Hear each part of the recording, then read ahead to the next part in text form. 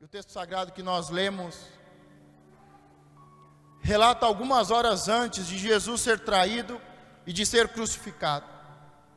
Mas mais importante do que relatar os últimos momentos de Jesus nessa terra, e dele ser traído e ser crucificado, ele traz um relato muito importante sobre a ceia, sobre a nova aliança e instruções que Jesus dá aos seus discípulos. E principalmente, o que Jesus faz. Mais do que ele falou, o que é importante é o que ele fez. E ele faz um ato profético. Ele pega a mensagem que tem ministrado nos seus últimos dias e a torna real. E de forma prática, ele ensina aos seus discípulos que aquele que se assentava à destra do Pai, ele se despiu, ele tirou as vestes de glória de Deus Filho, e deixou a sua glória, deixou o seu trono, desceu a essa terra, se fez homem, cumpriu a sua missão, e como filho serviu. E nessa última ilustração, de forma prática, ele ilustra o mais baixo nível de ser um servo, basicamente um escravo. Depois deles terem ceado, Jesus, ele se retira da sala principal, da sala da refeição, da sala da ceia, aonde ele ensinou e ele ministrou sobre a nova aliança, sobre o partir do pão e o sangue de Cristo, que ficou como um memorial, e devemos fazer até que ele volte. Ele sai daquela sala principal, da sala da refeição, de ter ministrado sobre a ceia, a nova aliança. Ele sai e ele tira as suas vestes. Ele tira as suas vestes de mestre e de senhor. Ele tira as suas vestes sacerdotais. E ele veste uma roupa simples, de um servo, do servo mais simples da casa, e que muitas vezes era muito mais do que, ou muito menos do que um servo, era um escravo, para lavar os pés dos seus discípulos. E como nós vimos, ele diz: o que eu faço agora, vocês não entendem. E Jesus faz, e lava os pés dos seus discípulos, e quando termina, ele vai explicar aquilo, e ele vai falar sobre o nosso dever, de que o maior, ele está aqui para servir. Por mais que nós sejamos filhos, sejamos príncipes e princesas, sacerdotes reais, filhos de Deus e herdeiros, nós estamos nessa terra para sermos servos, para servir ao nosso próximo, para fazer um trabalho como de um escravo, que muitas vezes não é valorizado. E ele faz o trabalho, ele sai daquela sala principal, tira as suas vestes, como ele tinha feito lá nos céus, estava sentado à destra do Pai, e ele tira as suas vestes de glória, de rei, de Deus, ele deixa o seu trono e desce a essa terra. E agora, minutos antes de ser traído e de ser crucificado, ele tira as suas vestes de filho, de servo, de amigo de Deus, e se torna um servo, um escravo. Coloca as vestes de um simples serviçal, de um escravo. E ele faz o trabalho do servo e do escravo, que é lavar os pés. E ele lava os pés e ele diz: da mesma forma que eu fiz, vocês devem fazer. Eu estou aqui para servir. Vocês dizem que eu sou mestre, que eu sou senhor, e isso é verdade, mas eu estou aqui para servir. Diga: eu estou para servir. E ele lava os pés, e nós vimos que Pedro, quando foi a vez dele, ele disse: de forma nenhuma lavará os meus pés. E Jesus disse: se eu não lavar os teus pés, você não tem parte comigo. E aí Pedro diz: então lava as mãos, lava os pés, lava a minha cabeça. E Jesus disse: aqueles que estão limpos, só é necessário lavar os pés. Diga: eu estou limpo. Mas Jesus disse que aqueles que já estavam limpos, e um pouco antes ele diz aos seus discípulos: vós já estáis limpos, e estáis limpos pela minha palavra. Como é que nós nos limpamos no mundo espiritual? Com a palavra. Mas eles já estavam limpos, apenas um ainda estava sujo, referindo-se a Judas, com pensamentos malignos, armando e articulando. Mas ele diz: vós já estáis limpos, apenas um está sujo. Mas vocês que já estão limpos, diga: é necessário lavar os pés. Jesus ali primeiro está mostrando que ele precisa ser servo, que nós estamos aqui para servir. E segundo, que nós temos a necessidade de ter os pés limpos. Há duas lições importantes nesse texto. Diga: a primeira é que nós temos que servir. Diga: eu estou aqui para servir. Jesus mesmo disse: vocês me chamam de mestre e de senhor, mas eu estou servindo. Então a primeira lição desse texto é bem simples: é servir. Nós que somos filhos de Deus, estamos aqui para servir. E a segunda lição que nós tiramos desse texto é que mesmo nós que estamos limpos, e limpos pela palavra, precisamos lavar os nossos pés. Não é necessário lavar as mãos, não é necessário lavar a cabeça, porque nós já estamos limpos, mas é necessário lavar os pés. Amém? Mas eu quero trazer um pouco de um texto e contexto histórico até chegar a esse momento. Nós sabemos que desde a antiguidade, desde o tabernáculo, antes de entrar no templo, e também depois no templo de Salomão, as pessoas ao entrarem no templo, antes de entrarem no templo, tinham que se lavar. Diga: tinham que se lavar. Isso era muito mais do que higiene, era um cerimonial, era um símbolo e um cerimonial de santidade. Então eles lavavam as suas mãos em um símbolo de santidade, em um cerimonial de purificação. Então, para entrar no tabernáculo, para entrar no templo, para entrar na casa de Deus, eles faziam um cerimonial de limpeza, de purificação. Eles lavavam as suas mãos para poderem entrarem na casa de Deus. Mas nós também encontramos no templo de Salomão, em volta do templo, muitos tanques. Quando você lê a Bíblia, você vê tanques, como o tanque de Betesda. E havia muitos tanques em volta do templo. Pergunta: para quê, pastor? Para que eles pudessem se lavar. Mais do que lavar as mãos, eles entravam nesses tanques para que pudessem se lavar. Diga: mergulhar, serem batizados. E eles faziam isso toda semana. Toda semana eles faziam isso. Se preparavam para o sabá, se preparavam para entrar na casa do Senhor, e muitos lavavam as suas mãos, e muitos, nesses tanques de água corrente, eles entravam e mergulhavam, submergiam, se batizavam nas águas. Isso era comum. Todo final de semana, eles se lavavam, eles se purificavam, eles mergulhavam, se batizavam. Diga: todo final de semana. Se tornou comum.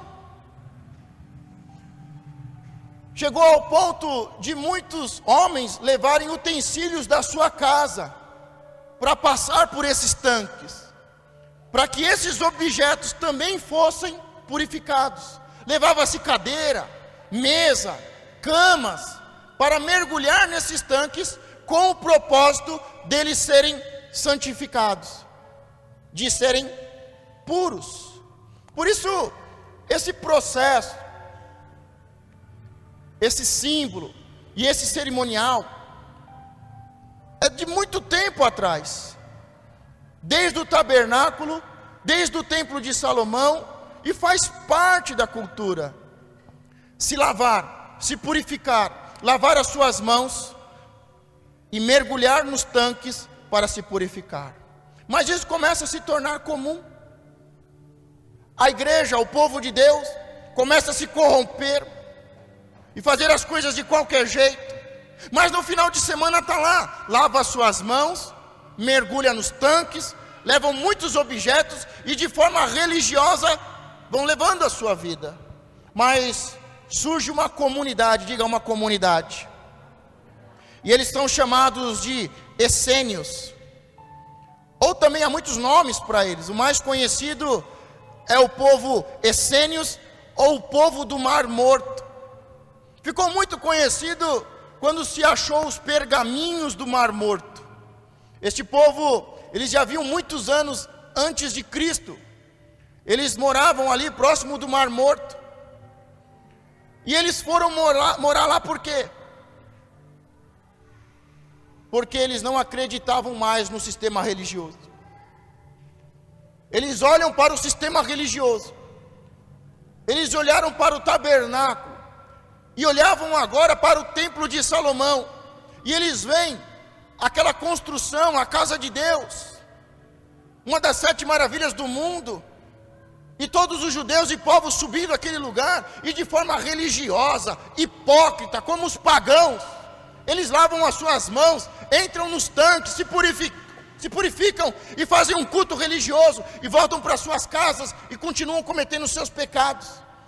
Esse povo, essa comunidade que começou pequenininha, chamada de essênios, o povo do Mar Morto, os pergaminhos do Mar Morto, eles começam a se organizar. Eles saem do sistema religioso que estava falido, e eles vão para o deserto. Eles vão para essa região do Mar Morto, e eles começam a montar uma comunidade, e essa comunidade começa a crescer. E todo mundo, a princípio, para fazer parte dessa comunidade, tinha que deixar tudo para trás e ir morar neste lugar, ir morar nessa comunidade e fazer parte dos essênios, o povo do Mar Morto. Era um povo muito inteligente, um povo muito culto, que sabia negociar muito bem, e eles faziam boas transações comerciais, e com isso tinha muitos recursos financeiros, e eles tinham muitos escribas, pessoas que escreveram muitos livros, traduziam livros. Tanto é que escreveram os pergaminhos do Mar Morto, os livros mais antigos da humanidade, os livros mais raros e mais importantes, estão nesses pergaminhos dos essênios. Mas eles começaram a se organizar. Simplesmente eles olharam para o templo de Salomão e disseram: isso não é a verdade, esse não é o caminho, isso não agrada a Deus, isso é uma pura religiosidade, hipocrisia, é como os pagãos fazem, isso não está certo. É como eles dissessem assim: olha, não estou mais brincando de igreja não, eu não estou mais brincando de igreja, eu estou saindo. E eles saíram e foram para o deserto, para esta região do Mar Morto. Começam a se organizar, a construir, a negociar, a prosperar. E esta comunidade, ela é toda bem organizada e toda fundamentada sobre a purificação. Eu tive o prazer de estar lá com o apóstolo Gerson na segunda viagem, e por onde você passa tem água, corria água dentro das casas, nos lugares da refeição, porque em todo momento eles estão ligados à água, e à água viva, à água corrente, para a purificação. Eles inauguram um grande movimento, o movimento do arrependimento coletivo. Diga: arrependimento coletivo. E esse movimento que começou ali pequeno, e quem queria fazer parte tinha que deixar todos e tudo para trás e ir morar lá, viver naquela comunidade. Mas o movimento começou a crescer e começa a romper fronteiras. Ele é todo baseado em purificar-se, em lavar-se. É aí que está fundamentado a questão do batismo, e o batismo nas águas vivas, e a imersão, e lavar-se, que já fazia parte do cerimonial religioso. lavar as mãos e mergulhar nas águas, que já fazia parte do sistema religioso, e era feito todo final de semana. Eles tomam isso como um princípio extremamente importante, e é o fundamento dos essênios. O batismo. E o batismo sendo feito uma única vez, com todo o coração e de verdade. E sendo batizado para fazer parte desta comunidade, e sendo batizado para fazer parte deste grande movimento, que começou pequeno e começa a tomar proporções enormes. Lavar-se, batismo, água viva. Água viva é água que está correndo, não é água parada. E o batismo em águas vivas é uma imersão, é um mergulho. E tem 3 fundamentos, diga 3 fundamentos. Diga arrependimento, mudança de atitude e comprometimento público. Então o batismo, que já era feito no sistema religioso, lavar as mãos e se batizar e levar muitos objetos, essa comunidade toma as águas, o batismo nas águas, como a coisa mais importante e fundamental, que é o batismo, o arrependimento coletivo. Eles começam a levantar um movimento em Israel, declarado arrependimento coletivo. Preparar o povo para que Deus pudesse vir. E eles começam a batizar, e o batismo nas águas vivas, e o propósito é o arrependimento. Diga, o batismo é para perdão de pecados, é para mudança de atitude, e é um comprometimento público.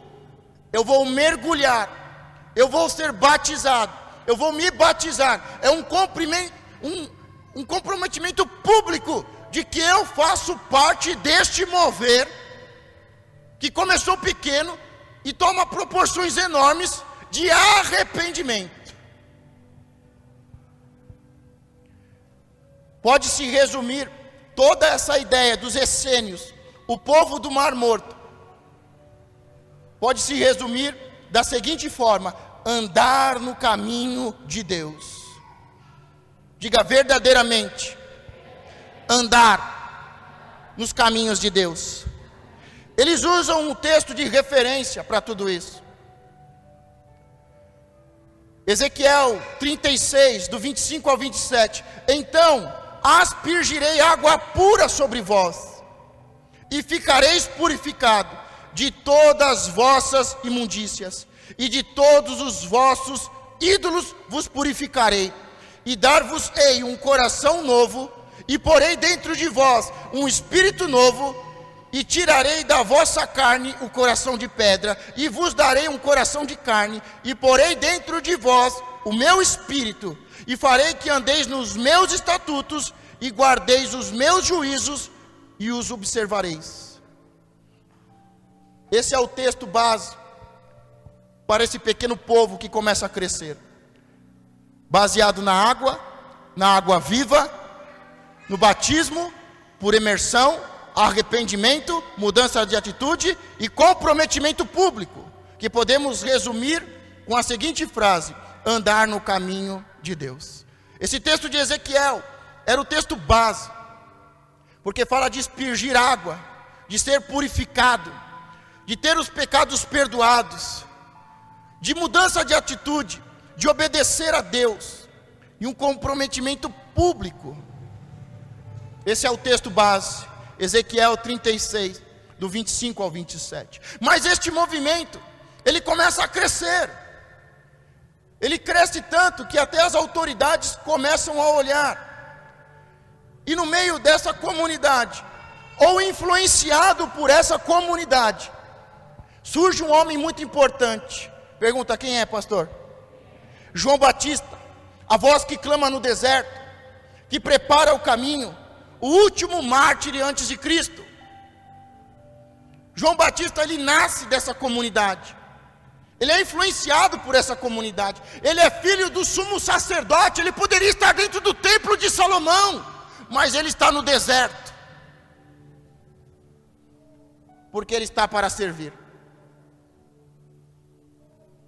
João Batista, quando ele recebe, o seu pai recebe a notícia de que a sua mulher, Isabel, estava grávida e ia ter um filho, ele está no lugar mais importante de toda a terra. Pergunta onde, pastor? O seu pai está no Santo dos Santos, fazendo um sacrifício por toda a nação, pelos pecados da nação. E este sacrifício era feito uma vez por ano. E uma vez por ano, o sumo sacerdote, ele entrava naquele lugar e ficava face a face com Deus.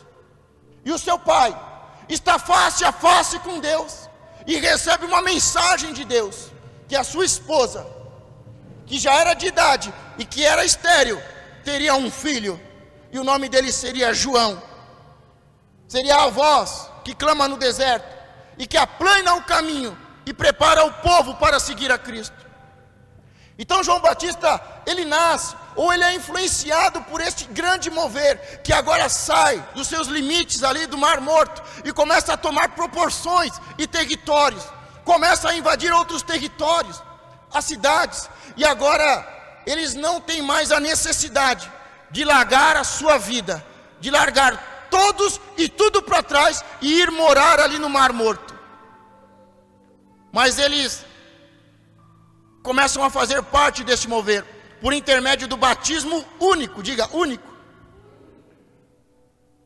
que é arrependimento.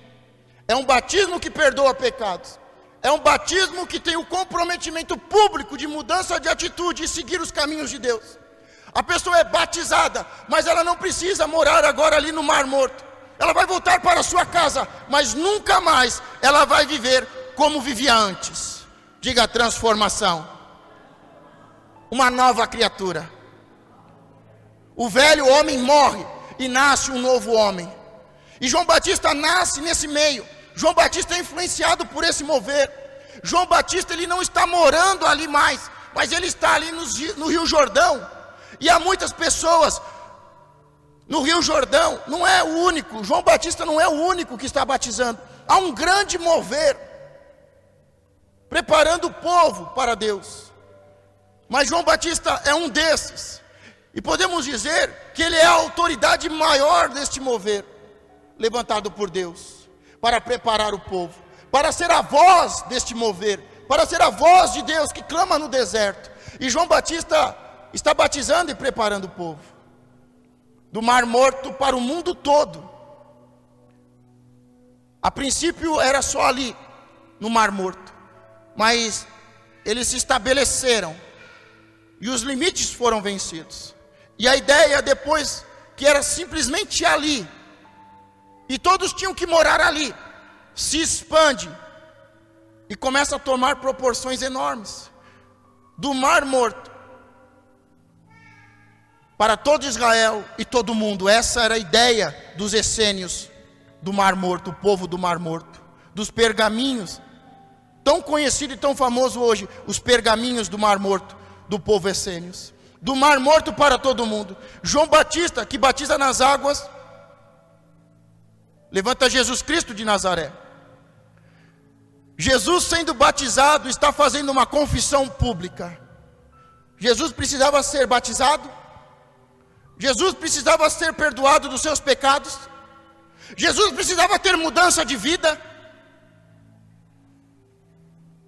O que Jesus está fazendo com o batismo? Ele não está sendo perdoado dos seus pecados, porque ele não é pecador. Ele no final, ele toma os nossos pecados para morrer no nosso lugar. Então Jesus, ele não precisa ser batizado para ser perdoado, para ter uma mudança de vida, para nascer um novo homem, e para fazer uma confissão pública. Aí sim. Por que que Jesus está sendo batizado? Por que ele vai lá ser batizado?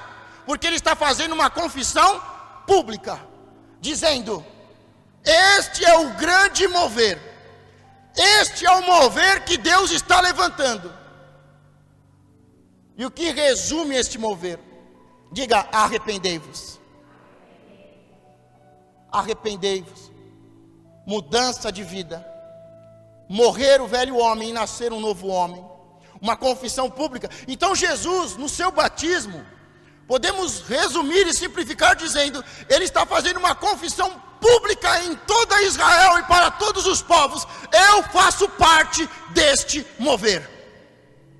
Eu faço parte deste grande mover, que tem como base o arrependimento coletivo, o batismo nas águas. Mas assim que Jesus vai ser batizado, João Batista diz: eu vos batizo com água, mas virá aquele que é maior do que eu, e convém que eu diminua e que ele cresça.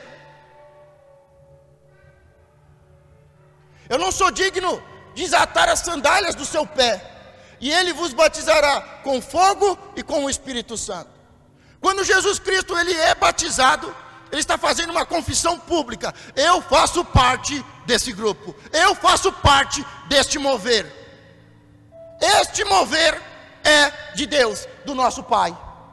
Só que quando ele é batizado, João Batista diz: eis o Cordeiro que tira o pecado do mundo. João Batista, que até o momento é a voz profética e é a voz que representa esse movimento, começa agora a ser liderado por Jesus Cristo. Sabe qual é a primeira pregação de Jesus? A primeira pregação de Jesus não é paz e amor. A primeira pregação de Jesus não é Deus amou o mundo de tal maneira. A primeira pregação de Jesus é a mesma pregação de João Batista e é a mesma pregação deste povo do Mar Morto. Pergunta: qual é, pastor? Arrependei-vos.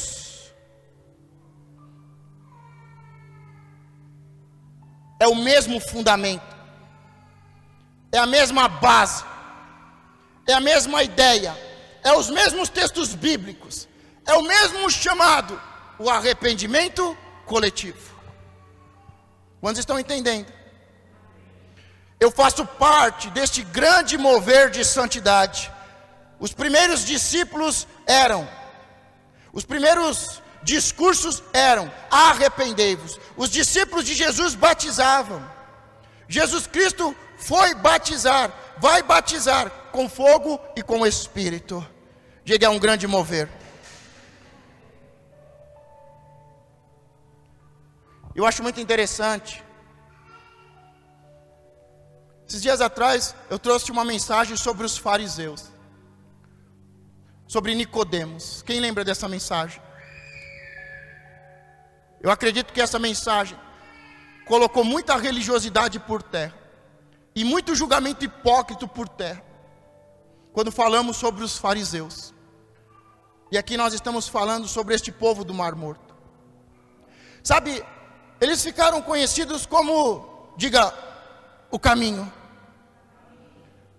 Mais à frente no livro de Atos, o apóstolo Paulo, Atos 22, 4, e persegui este caminho. Jesus faz parte de um movimento que se chama o caminho, os do caminho. E aqui o apóstolo Paulo ele está se justificando, ele está contando a sua história. E persegui este caminho até a morte. Ele é responsável pelo primeiro mártir depois de Cristo. O primeiro mártir da igreja de Cristo, de Estevão. E ele está aqui descrevendo: e persegui este caminho, diga caminho, que era conhecido como uma religião, uma seita, algo diabólico. E persegui este caminho até a morte, prendendo e pondo em prisões tanto homens como mulheres. Um pouco mais à frente, no livro de Atos, capítulo 24, 14 e 15. Mas confesso-te, isto que, conforme aquele caminho, diga caminho, aquele caminho que chamam seita, assim sirvo ao Deus de nossos pais, crendo tudo quanto está escrito na lei e nos profetas, tendo esperança em Deus, como estes mesmo também esperam, de que há de haver ressurreição dos mortos, assim dos justos como dos injustos. Nós podemos ver que o grupo principal daquela época, e um grupo que é chamado de o caminho. Um grupo da onde vem, e podemos dizer que veio ou foi influenciado João Batista e depois Jesus, e depois o apóstolo Paulo. Eles são chamados, não é de cristãos, mas o caminho, os do caminho, aqueles que se arrependem, mudam as atitudes e entram pelo caminho de Deus, o caminho da verdade. Não é à toa que Jesus disse: eu sou a porta, eu sou o caminho, eu sou a verdade, ninguém vem a mim o Pai, senão por intermédio de mim. E aqui, dois textos simples do apóstolo, daquele que perseguiu e prendeu e matou os da seita do caminho, falando sobre este relato, e podemos concluir dizendo sobre a ressurreição. Esse povo do Mar Morto já acreditava em ressurreição. Quantos acreditam que o nosso Senhor e Salvador Jesus Cristo ressuscitou ao terceiro dia? Porque se você acredita que Ele foi traído, que Ele foi condenado, que Ele foi crucificado, amém. Mas o que muda é se você acredita que Ele ressuscitou, e que há ressuscitação, que seremos ressuscitados, que haverá ressurreição de mortos, dos justos como dos injustos, no último dia. Diga: o caminho. Em Provérbios 30:12 diz: há uma geração que é pura aos seus próprios olhos, mas que nunca foi lavada da sua imundície. Eu gosto muito da história que está em 2 Reis, capítulo 5. E Naamã, capitão do exército do rei da Síria, era um grande homem diante do seu Senhor, e de muito respeito, porque por ele o Senhor dera livramento aos sírios. E era este homem herói, valoroso, porém leproso. Aqui o texto diz que o Senhor deu livramento. Olha, preste atenção. Porque por ele, por Naamã, porque por ele o Senhor, diga Deus, dera livramento aos sírios. Ele se torna conhecido e famoso, um grande homem, porque o Senhor deu vitórias a ele. Mas porém era leproso. E quem conhece a história sabe que ele foi a Israel falar com o profeta, recebe uma mensagem, mergulhar 7 vezes, e aí adiante. Em Marcos 14:13 diz: e enviou 2 dos seus discípulos e disse-lhes: ide à cidade, e um homem que levava um cântaro de água vos encontrará, segue-o. Um pouco antes do texto que nós lemos sobre a ceia, sobre a última ceia de Cristo, antes de ser traído e de fazer a ceia, lavar os pés dos seus discípulos, ele dá ordem a 2 discípulos, e enviou 2 dos seus discípulos e disse-lhes: ide à cidade, e um homem que leva um cântaro de água vos encontrará, segue-o. Eu queria que você entendesse o que estava acontecendo. Era Páscoa. Israel fica lotada, não tem como você andar naquele lugar de tanta gente. Os judeus e todos os povos sobem a Israel no tempo da Páscoa. A cidade estava lotada. E Jesus envia 2 discípulos e diz: olha, quando vocês virem um homem com um cântaro, segue ele. Quantos acham que seria fácil ou difícil? Diga: muito fácil. Porque quem carrega cântaro com água é mulher, não é homem. Então encontrar no meio da multidão um homem carregando um cântaro seria muito fácil, ia destacar aos olhos. Porque quem ia ao poço buscar água, quem carregava a água, eram as mulheres. Toda a experiência que nós vemos na Bíblia de um poço e de alguém carregando água, era uma mulher. Mas aqui Jesus diz: olha, vocês vão ver um homem carregando um cântaro de água, segue ele. E este homem, ele fazia parte desse grupo do povo do deserto. Cresceu tanto que eles tinham um bairro, tinha uma parte da cidade, um bairro em que muitos moravam ali. E muitos deles não tinha mulheres ou não tinha servos, eles mesmos serviam. Então a mulher não ia buscar água, e muito menos um servo ou um escravo. Ele mesmo iria buscar água. E o Senhor diz: segue eles. E eles seguem esse homem, e a última ceia vai ser feita na casa desse homem, que faz parte deste povo. Eu fico imaginando este homem, pegando esse cântaro, sem saber, enche o cântaro de água, e leva até a sua casa, e está se preparando para o dia mais importante, o dia da Páscoa. E mal sabe ele, que o nosso Senhor e Salvador vai pedir a sua casa emprestada para fazer a ceia. E que provavelmente esta água vai ser usada para lavar os pés dos seus discípulos. Nós podemos ver que o batismo é algo muito importante. Perdoa pecados, faz nascer um novo homem, e é uma confissão pública. Em Mateus 28:19, portanto, ide, fazei discípulos de todas as nações, batizando-os em nome do Pai, e do Filho, e do Espírito Santo. Nós vemos 3 coisas importantes que Jesus deixa para nós. Primeiro, a nova ceia, a nova aliança. O seu corpo é partido e o seu sangue é derramado. Ele deixa a ceia como um memorial. E ele deixa o batismo como algo extremamente importante. E ele faz a terceira coisa. E essa terceira coisa que ele deixou para nós é um ensinamento. Nós não precisamos fazer literalmente, que é lavar os pés.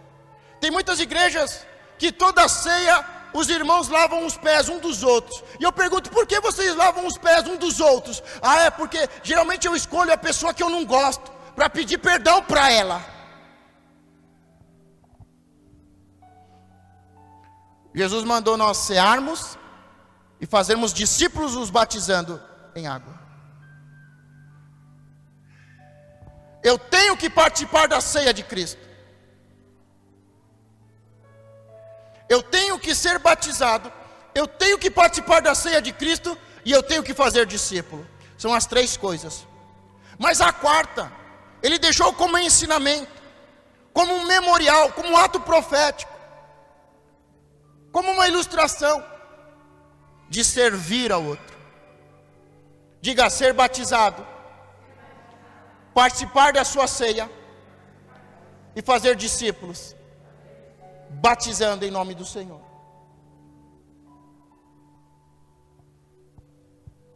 Mas ele deixa aqui algo muito forte. Ele tira as suas vestes. Ele está mostrando com isso que eu preciso tirar as minhas vestes. Eu preciso tirar as minhas vestes. Eu preciso tirar a minha máscara. Eu preciso tirar a minha armadura. Eu tenho que tirar as minhas roupas. Eu tenho que trocar de vestes. E ele lava os pés dos seus discípulos. E quando ele diz que o que ele fez nós devemos fazer pelos outros, não é simplesmente lavar os pés. Ele não deixou como um cerimonial e como um memorial. Ele deixou o batismo e a ceia, e a ordem de fazermos discípulos de todas as nações. Mas ele disse: do jeito que eu fiz, o que eu fiz, vocês façam.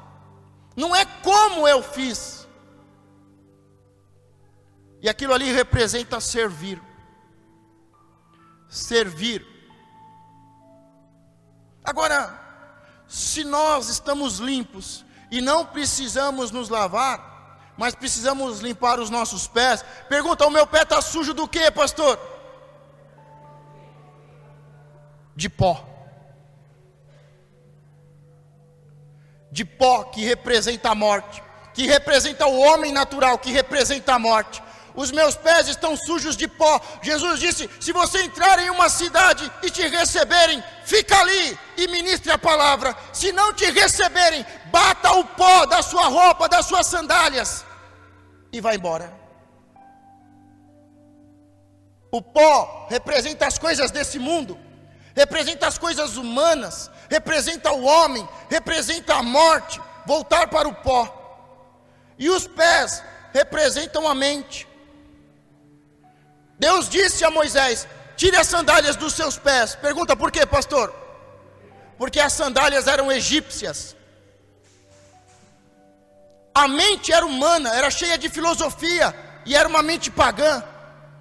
E ele precisava calçar os evangelhos da paz, os evangelhos, as sandálias do evangelho, de quem vai caminhar pelo caminho, fazendo a obra de Deus.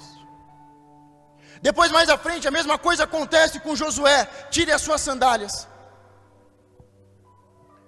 O filho pródigo, quando chega, mude as sandálias, troque as vestes, coloque a sandália do evangelho.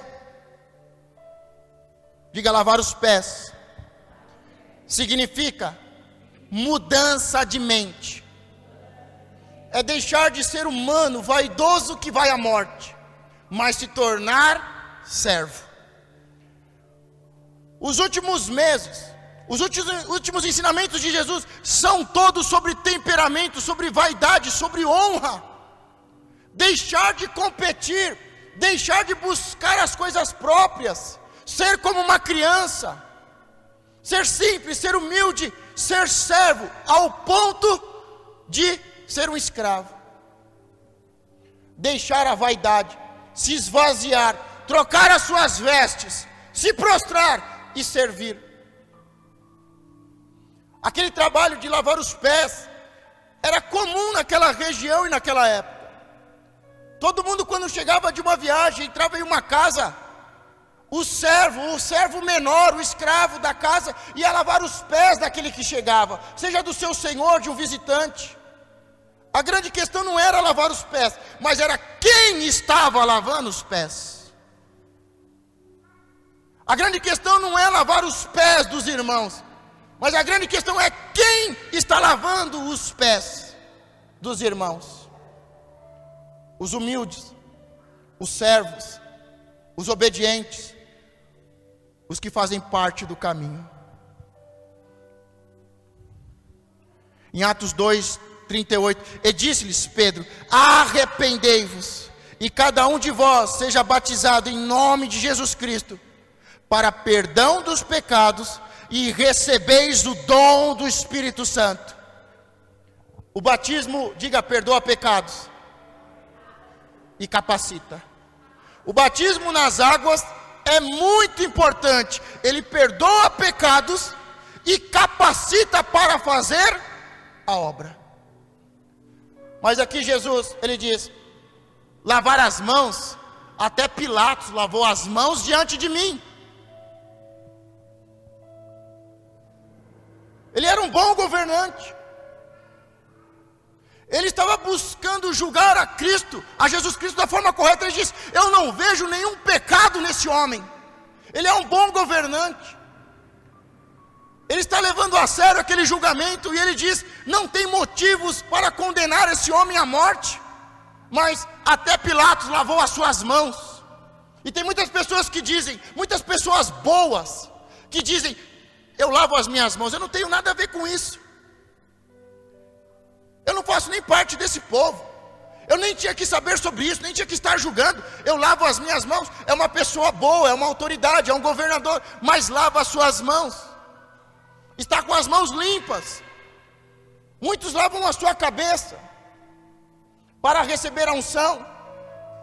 E a palavra de Cristo diz: vós estáis limpos. Diga: eu estou limpo. Diga: não há pecado. Mas os nossos pés precisam ser lavados. Vós já estáis limpos, mas é necessário lavar os pés. Diga: mudança de mente, transformação de mente. Diga: entrar no caminho, seguir a Cristo, servir. Diga: ser servo. Mas para isso você precisa trocar as suas vestes.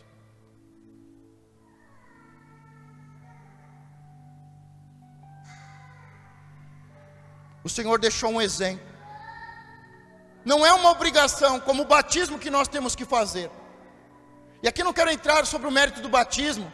Ah, a criança foi batizada, não foi. Você já conhece a verdade. A princípio o batismo tinha que ser em águas correntes. Mas depois, pela urgência, diz: se não tiver água, pega um pouquinho, asperge um pouquinho de água, já é batismo.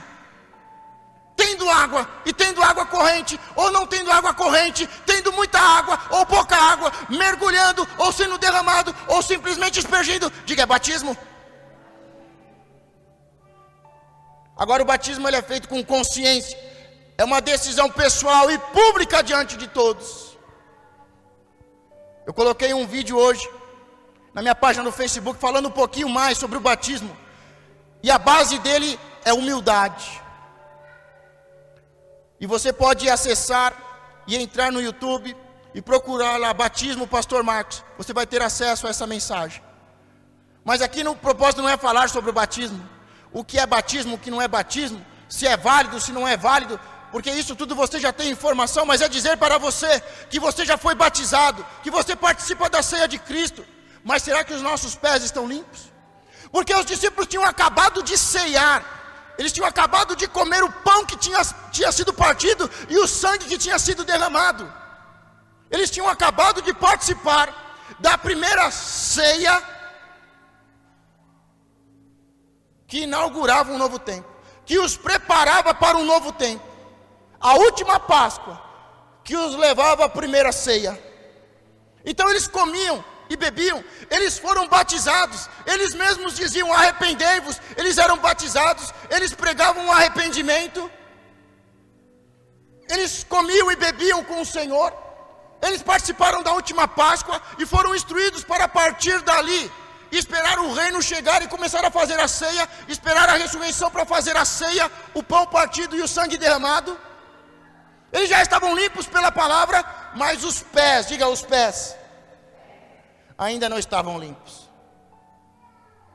E a grande questão de lavar os pés é que os pés representam mente.